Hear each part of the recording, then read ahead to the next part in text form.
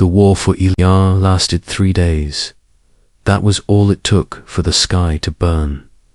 Human ships dropped from the clouds like falling stars.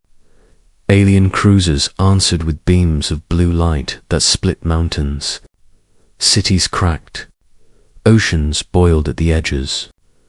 The air tasted of iron and ash. Lieutenant Vale had trained for this. He had not trained for what came next. Aaron moved through the ruins of the northern ridge with his squad at his back. His armor was scarred. His pulse was steady. His rifle hummed at his side. The enemy were the Terravin, tall, silver-skinned, hair like living crystal that flowed down their backs. Their hair was sacred. Every recruit learned that in the first briefing. Never cut the hair. Strike the armor. Strike the limbs. Disable. Contain. Never cut the hair. He crested a ridge and saw her. She stood alone in a field of broken stone. Her armor was light. Her blade was long and curved. Her crystal hair streamed behind her in a river of pale light. Around her lay 3 human drones in pieces. She turned. Her eyes were a deep violet, calm, focused. Aaron raised his rifle. She moved first. She crossed the distance in a blink. Her blade flashed. Aaron blocked with his forearm shield. The impact threw him back. His squad opened fire. She spun. Shots glanced off her armor. She leaped high. She landed behind them. Aaron rolled. He rose. He charged close quarters. That was his strength. Their blades met. Steel against energy. Sparks burst. She was faster. He was stronger. He drove her back step by step. She spoke in her language. The translator in his helmet struggled. Words flickered in his ear. Honor, balance, end. He gritted his teeth and pressed forward. She feinted left. He pivoted right. His blade swung wide, too wide. He felt it slice through something soft. Her hair fell. A long arc of crystal strands drifted through the air. They hit the ground with a sound like chimes breaking. Silence followed. She froze. Her blade dropped from her hand. It clattered on stone. Aaron stepped back. He raised his weapon. He waited for the counter-strike. It did not come. She stared at the severed hair. Her hands trembled. Her breathing slowed. She looked at him. Then she knelt. She lowered her head. She pressed her palms to the ground. The translator caught her whisper. Now I must serve you for life. Aaron blinked. His squad aimed at her. One of them cursed. Aaron said, "Hold fire." The woman did not move. Her hair now reached only to her shoulders. The cut ends glowed faintly.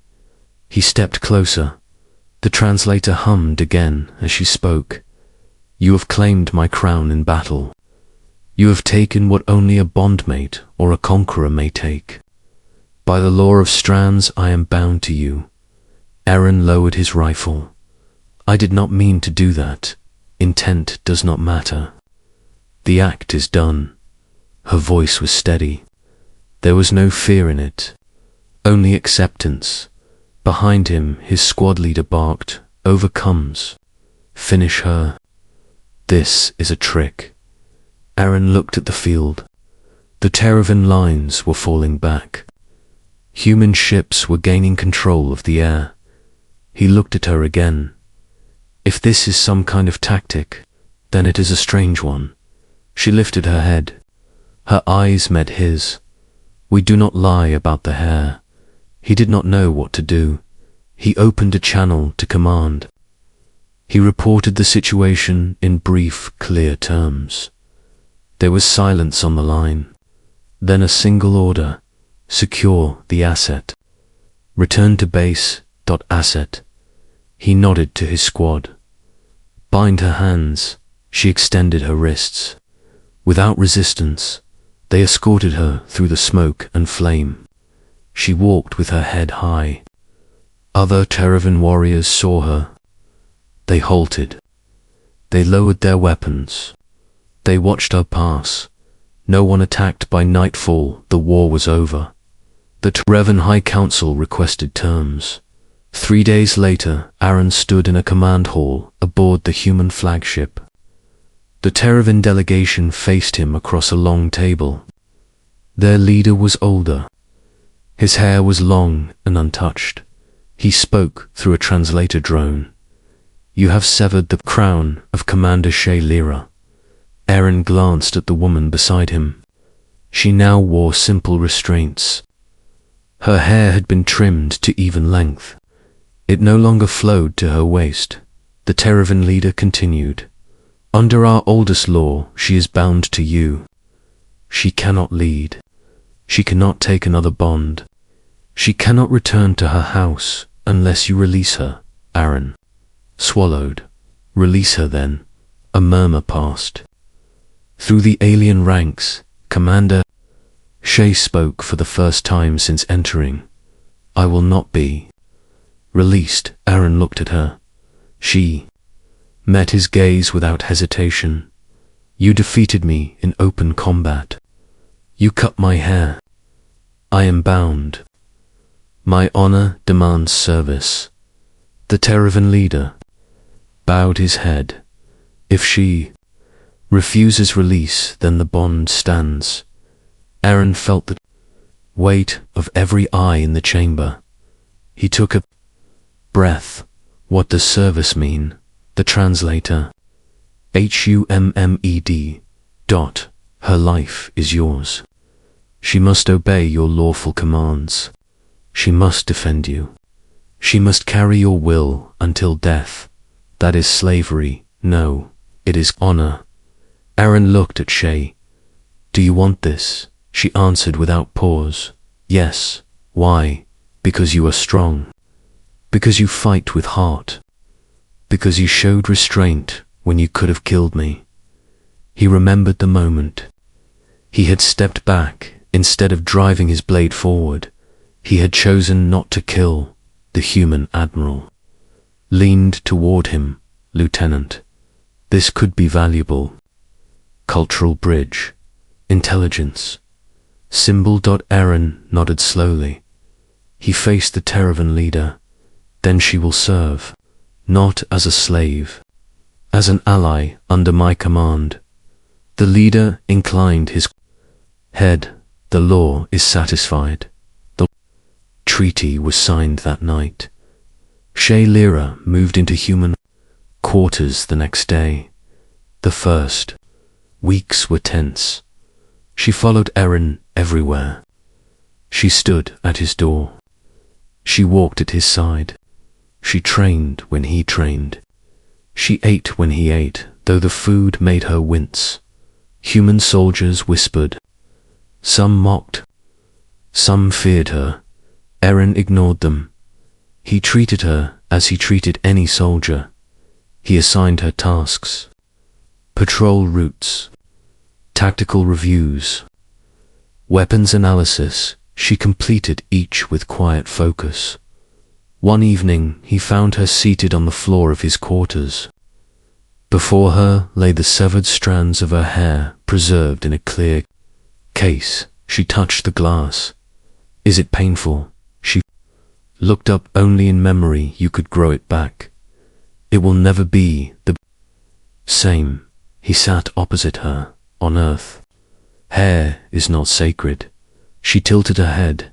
"Then, what marks your honor?" He thought of flags, of medals, of names carved into stone, our choices.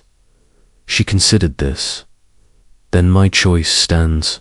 Months passed. Teravan envoys began to visit the human fleet. They requested meetings with Shay. They listened when she spoke of human tactics. They watched as she sparred with Aaron. In the training hall, word spread across both species. The warrior who lost her crown now walks beside the human who cut it. Some Teravan called her dishonored. Others called her brave. One day, a Teravan strike group broke the fragile peace. A rogue faction. They attacked a border colony. Human civilians were trapped. Aaron was deployed with a rapid response unit. Shay stood ready at the drop bay. You do not have to come. I am bound. He met her eyes. I am glad you are here. They landed in chaos. Buildings burned. Drones swarmed. The rogue Teravan leader wore his hair long and wild. He broadcast a challenge. Return. Our sister, and we will spare your weak. Shay stepped forward. I am no captive. The rogue leader laughed. You wear shame. She drew her blade. I wear choice. The battle was fierce. Aaron fought at her side. They moved as one. Human precision. Teravan grace. At the heart of the colony square, the rogue leader lunged at Aaron. Shay intercepted. Their blades locked. He taunted her. You kneel to an alien. She pushed him back. I kneel to strength. Aaron saw an opening. He struck. This time his blade cut true through armor, not hair. The rogue leader fell. The remaining fighters dropped their weapons. The colony was saved in the quiet after the fight. Aaron looked at Shay. Smoke curled around them. Her shortened hair shimmered in the fading light.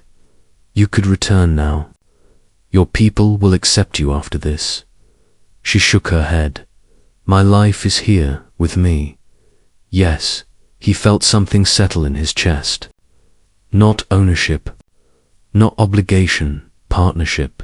Years passed. The war became history. The treaty became alliance. Human and Teravan ships began to patrol together. Mixed crews trained side by side. Aaron rose in rank. Shay remained at his side. Not because of law, because of will. One evening they stood on the observation deck of a joint flagship. Below them, Earth turned in blue and white. Teravan ships glided in orbit like silver birds. Do you regret it? She looked at him. Regret what? The moment on the ridge. He smiled.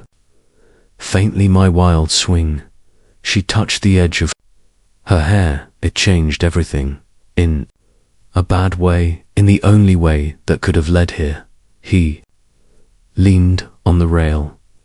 If I had killed you, then I would have died with honor, and nothing more. He nodded. Instead, we built something. Yes, a group of young cadets entered the deck. Human and Teravan together. They paused when they saw the pair. One human cadet whispered, is it true he cut her hair? A Teravan cadet answered, yes, and she chose to stay. The cadets watched. Then with quiet awe, Aaron turned to Shay. They tell the story like a legend. She smiled. All legends begin with a mistake. He laughed softly. I was never the best with a blade. You were good enough. Silence settled between them. Not empty, steady. At last she spoke. The law of strands bound me to serve you for life. He met her gaze. And now, I serve because I wish to. He extended his hand, not as master, not as conqueror, as equal. She took it. Below them the planet turned. Above them stars burned bright and endless. A single wild swing on a broken ridge had changed to lives. It had bridged to species. It had turned war into alliance. Not through dominance, through restraint, through choice. Through the simple act of not striking when he could have. In the end, that was the true mark of honor, and it was stronger than any crown. Asterisk.